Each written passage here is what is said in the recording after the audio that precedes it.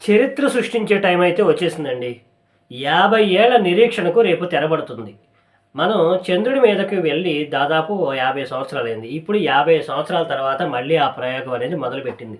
ఈ ప్రయోగం పేరు ఆర్టెమిస్ 2. ఈ ఆర్టెమిస్ 2ని నాసా ఫిబ్రవరి 6వ తారీఖున లాంచ్ చేయాలని చెప్పి ప్లాన్ చేసుకుంటుంది. ఓకే. దీనికోసం రాకెట్ నాసా దగ్గర ఒక బాహుబలి రాకెట్ అయితే ఉంది. ఎస్ఎల్ఎస్ పేరు. ఈ ఎస్ఎల్ఎస్ రాకెట్ ఏదైతే ఉందో లాంచ్ ప్యాడ్ మీద సిద్ధంగా ఉంది. అయితే దీనికన్నా ముందు ఒక టెస్ట్ అనేది ఉంటుంది. ఆ టెస్టే వెట్ రెడ్రెస్సల్ రిహార్సల్. అది రేపు జనవరి 31న చేస్తున్నారు. ఇందులో ఏం చేస్తారంటే దాదాపు 7,00,000 గ్యాలన్ల అత్యంత చలనైనటువంటి లిక్విడ్ హైడ్రోజన్ మరియు ఆక్సిజన్ ఇంధనాన్ని ఈ రాకెట్‌లో నింపుతారు. ఇది చేసేటప్పుడు ఏ చిన్న పొరపాటు జరిగినా అత్యంత భారీ ప్రమాదం జరుగుతుంది.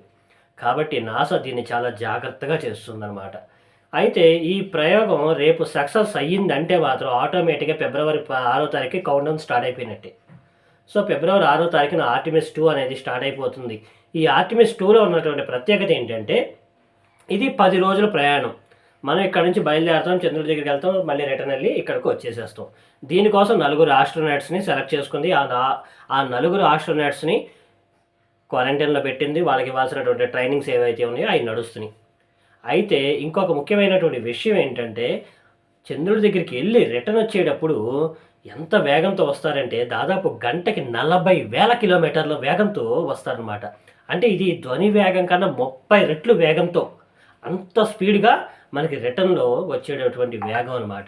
మరి నాసా ప్రయోగం చేసేటువంటి ఈ ఆర్టెమిస్ 2 సక్సెస్ అయ్యిందంటే ఆర్టెమిస్ 3 ఎమ్మటే స్టార్ట్ చేస్తారు. ఈ ఆర్టెమిస్ 3లో హ్యాపీగా మనలాంటి సామాన్య మానవులు కూడా వెళ్ళి రావచ్చు చంద్రుడి మీదకి. సో మరి ఈ ప్రయోగం సక్సెస్ అవ్వాలని కోరుకుందాం. మరి దీని మీద మీ అభిప్రాయం ఏంటనేది నాకు కామెంట్స్‌లో చెప్పండి. వచ్చే వీడియోలో కలుద్దాం. Thank you.